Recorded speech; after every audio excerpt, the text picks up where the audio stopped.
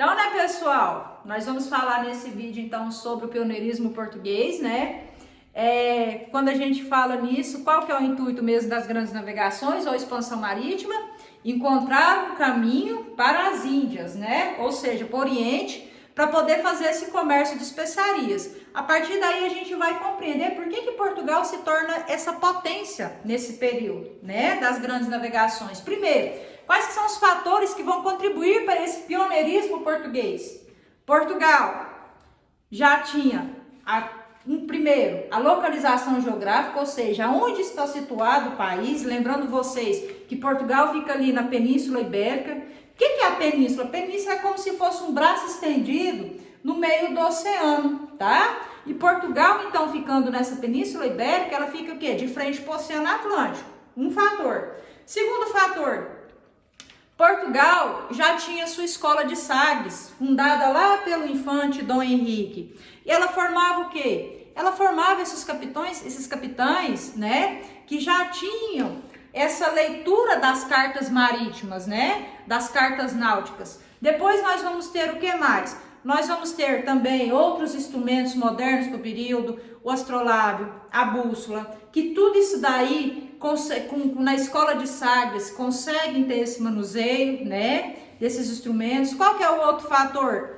Centralização de poder, principalmente com o quê? Aliança entre burguesia e reis, que vocês viram lá nas formações dos Estados Nacionais. Por interesse da burguesia, por uma moeda única e por uma divisão territorial, para ela é interessante centralizar a mão no poder de quem? Dos reis, né? Isso, aquelas chamadas monarquias absolutistas.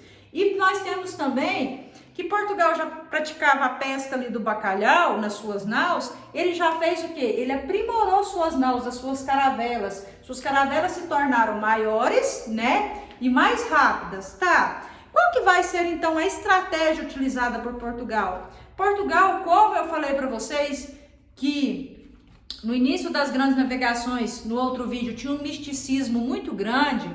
Eles vão começar aos poucos essa estratégia, contornar o périplo africano, tá? Ali a costa do continente africano, fazendo aos poucos, conquistando cada território ali, fazendo benfeitorias. O que são essas benfeitorias?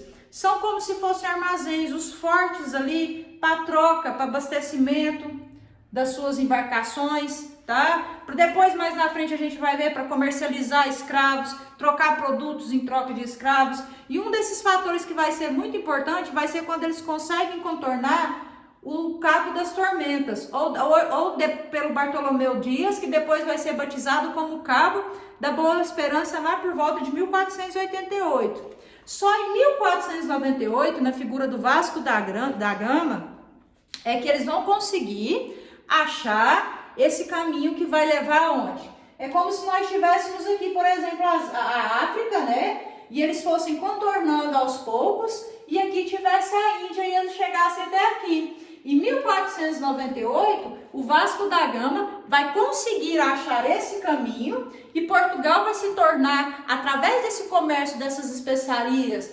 aqui vai se tornar a maior potência do período.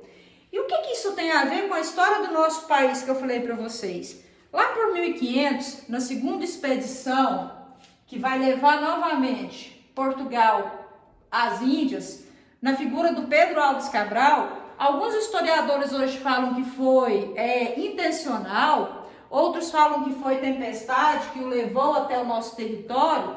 Vai ter o quê? A descoberta do nosso país. Por que eu coloquei assim a descoberta para vocês? Esse termo hoje em dia ele é muito criticado, ele é muito contestado, porque a gente descobre algo que não é o que? Habitado. Como que eu vou dar um exemplo para vocês? Tem como eu descobrir uma casa que é habitada? Tem como eu chegar lá e falar assim, descobrir isso aqui? Não tem. Então tem como a gente falar, por exemplo, que o Brasil foi descoberto, sendo que nós sabemos que aqui já tinha o que? A população indígena, né?